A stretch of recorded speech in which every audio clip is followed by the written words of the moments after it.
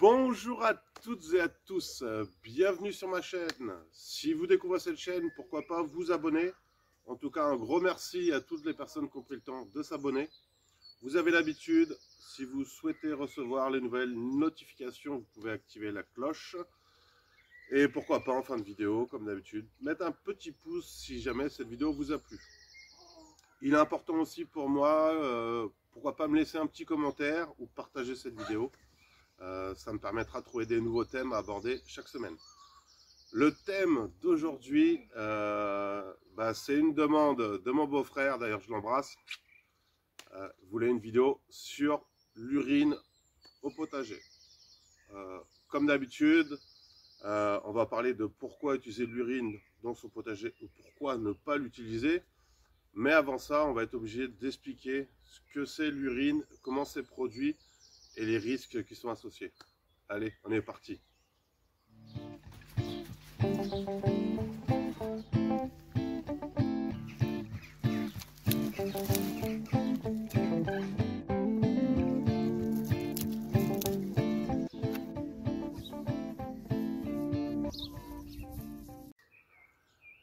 Donc l'urine au potager. Tout simplement, avant de commencer, il faut dissocier l'urine et les matières fécales. Je m'explique. C'est deux résidus du corps humain, mais qui n'ont strictement rien à voir. L'urine, c'est la filtration du sang à travers les reins. Les matières fécales, c'est un regroupement de tout ce que le corps n'a pas pu assimiler, y compris des pathogènes. Donc l'un dans l'autre, on voit bien que ça, c'est pas du tout la même chose. Je ne vais pas du tout parler des matières fécales aujourd'hui. On pourra peut-être faire une vidéo un jour si j'ai une demande, mais en tout cas, ce n'est pas le sujet. On va se concentrer sûrement sur l'urine. Donc l'urine, c'est simple. Faut déjà regarder sa composition. C'est 95% d'eau, tout un tas de minéraux, etc. On rappelle, les minéraux, c'est ce que les plantes assimilent. Et il y a 2% de ce qu'on appelle de l'urée. Je vais vous mettre peut-être par ici, du coup, la formule de l'urée. Ce qui va nous intéresser, c'est cette fameuse urée. L'urée, comme vous pouvez voir, composée donc de carbone, d'hydrogène, d'oxygène et surtout d'azote. C'est quelque chose de très concentré en azote. Qui dit azote, dit engrais naturel, qui va être directement assimilable par les plantes. Pour ce faire, il faut comprendre comment le système fonctionne. Les plantes ont besoin, en tout cas les légumineuses, ont besoin de cet azote pour pousser rapidement. Par contre, l'azote, ou en tout cas l'urée, quand elle va se dégrader, va produire de l'ammoniac et du coup va provoquer un risque de brûlure aux plantes. C'est pour ça qu'il est important de ne pas mettre de l'urine comme ça sur les plantes, faire n'importe quoi. Sinon, c'est un très puissant désherbant. C'est pour ça, quand on est petit, peut-être vos parents vous ont dit il ne faut pas pisser sur les fleurs, ou etc. Oui, parce que trop grande concentration, ça veut dire un rapport d'ammoniac très élevé. Ça veut dire que vous allez brûler les plantes, vous allez les tuer. Et même pour aller plus loin, vous allez faire un grand apport minéral très local, donc vous allez déstructurer complètement la zone. C'est pour ça qu'il faut faire attention à tout ça. Il y a tellement de choses à dire que c'est compliqué de bien m'organiser dans ma tête. C'est pas grave, on va continuer. Toujours concernant l'urine, on a tendance à dire que l'urine elle est stérile. C'est pas complètement vrai en fait. Grosso merdo, si vous êtes en bonne santé, etc., elle est quasiment stérile, mais pas complètement. Du coup, il peut y avoir des pathogènes si jamais vous êtes infecté ou autre, etc., ou si vous avez un problème urinaire à ce moment-là. Par contre, je vais vous mettre les études.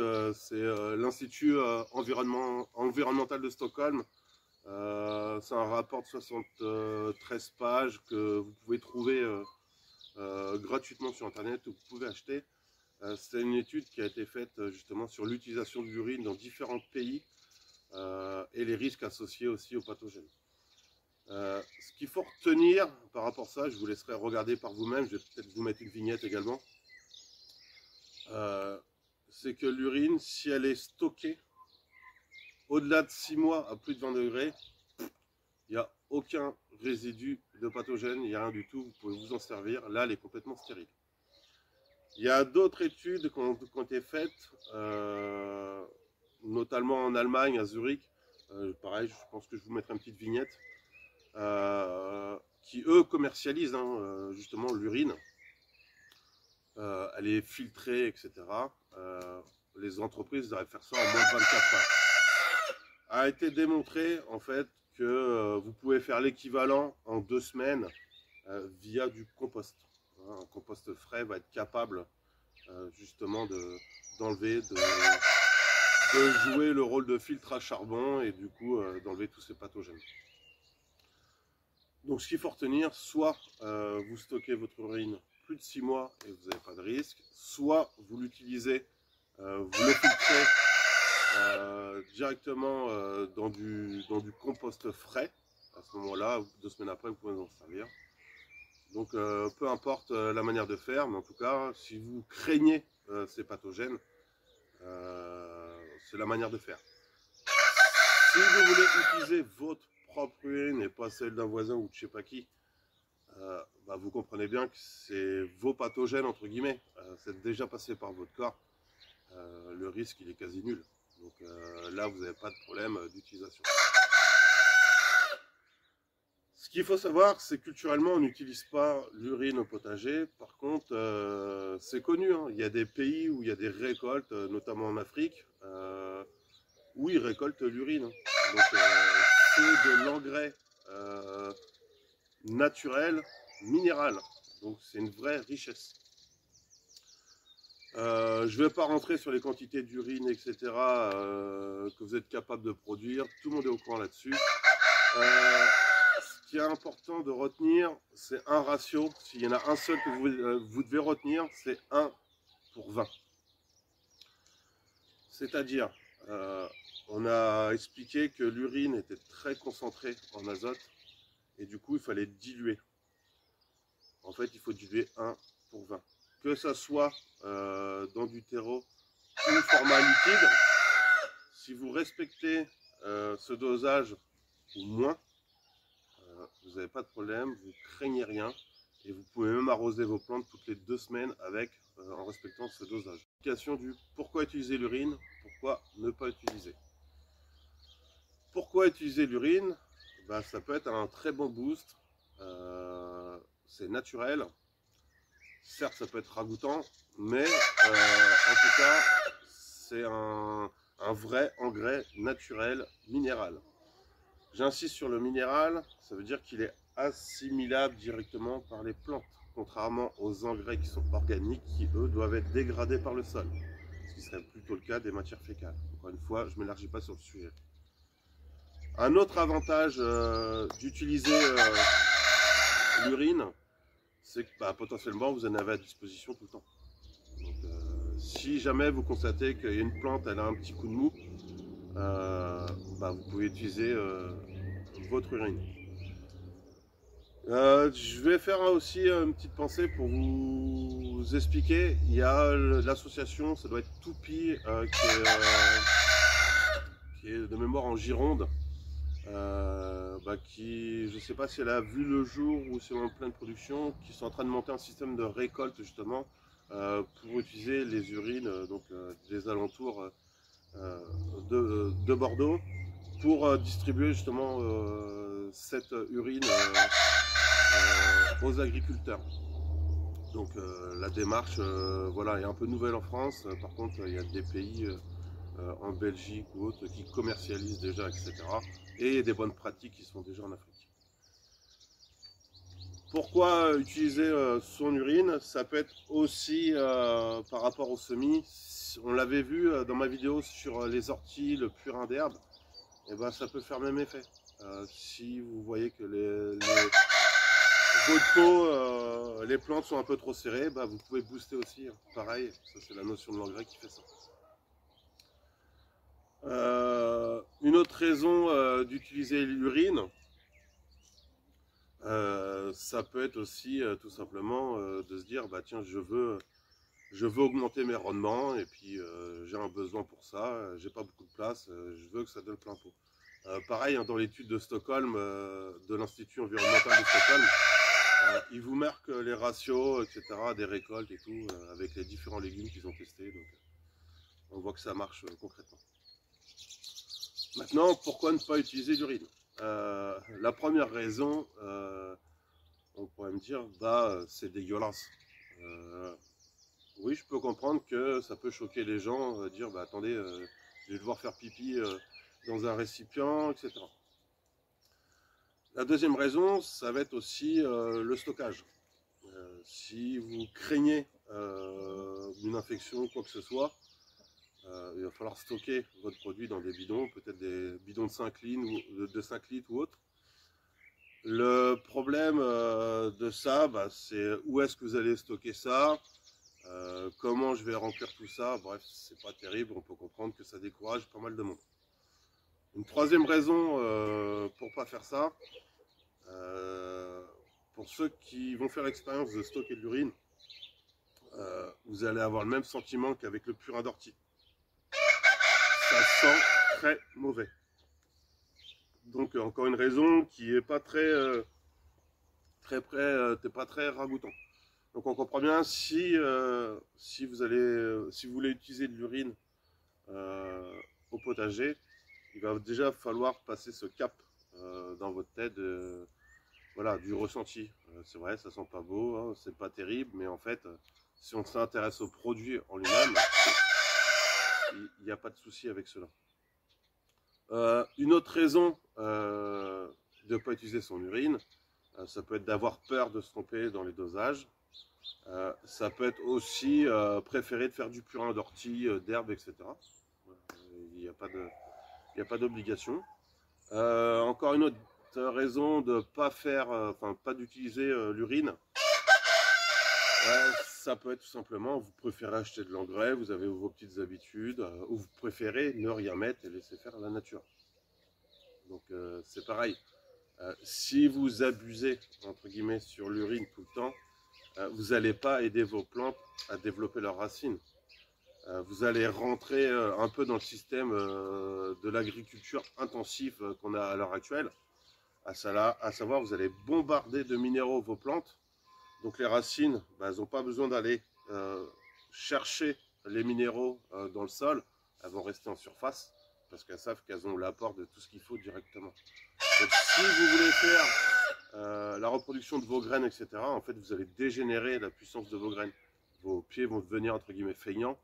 Et plus ça va aller, plus vous allez avoir un pied qui dépendra du jardinier. En tout cas, ce n'est pas mon choix. Mais un petit coup de boost de temps en temps, voilà, il n'y a pas de souci. Moi, personnellement, j'en ai pas besoin, puisque je fais du purin d'ortie, etc.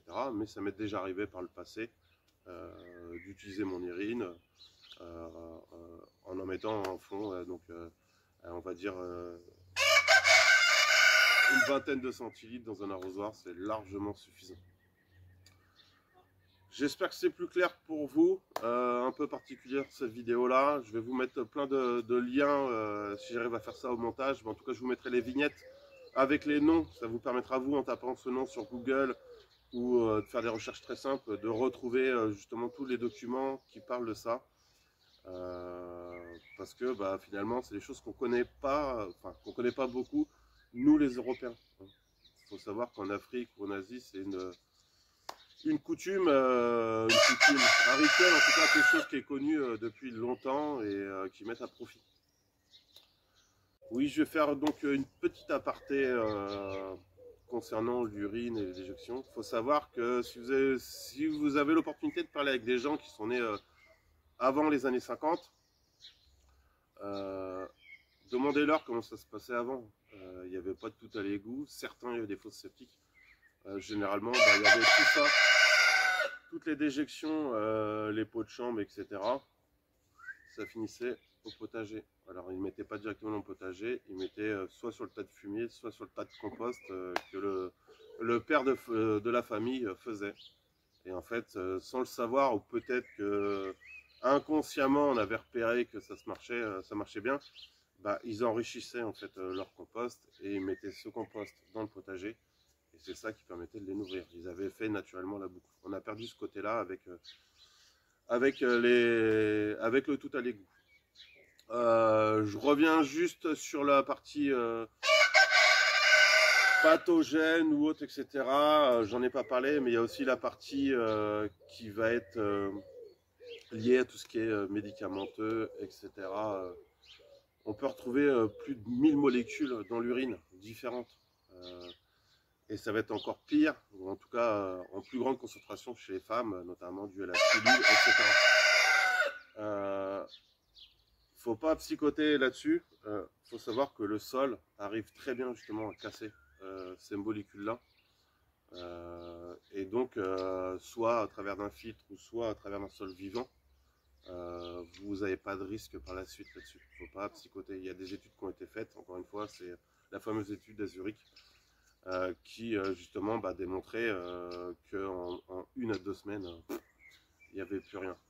Et pour montrer aussi que les industriels qui font des engrais, qui vendent des engrais à base d'urine, ça fonctionne bien. Ils ont même rajouté justement certaines molécules pour démontrer que finalement on savait les évacuer. Donc enlever un peu ce côté-là de psychotage, je vais dégrader mon sol ou je vais le tuer, etc. C'est pas le cas du tout. Je vais reprendre juste la vidéo. J'inclurai, je pense, entre-temps une vidéo de ma récolte de la semaine dernière des asperges. Et puis là, je vais refilmer en live, du coup, ce qui est ressorti en 1 semaine pour vous faire comprendre. Je ferai une vidéo plus tard sur les asperges, mais pour faire comprendre que c'est très rentable. Allez, c'est parti. Voilà pour la première récolte d'avril. Il n'y a plus qu'à éplucher tout ça et faire cuire. Et voilà, 1 semaine après, ça redonne ça. Et que ça va être comme ça jusqu'à fin mai, juin. Voilà, ça ressort. Donc ça prend facilement 1-2 cm dans la journée. Donc on voit, hein. C'est impressionnant. Qui sortent à côté, etc. Donc si on se rend compte que c'est bien sur le haut de la butte, si je prends un peu de recul, vous doutez bien de la taille de l'asperge. Allez, on se laisse. Je vous dis à la semaine prochaine. Et surtout, prenez soin de vous. Ciao, ciao.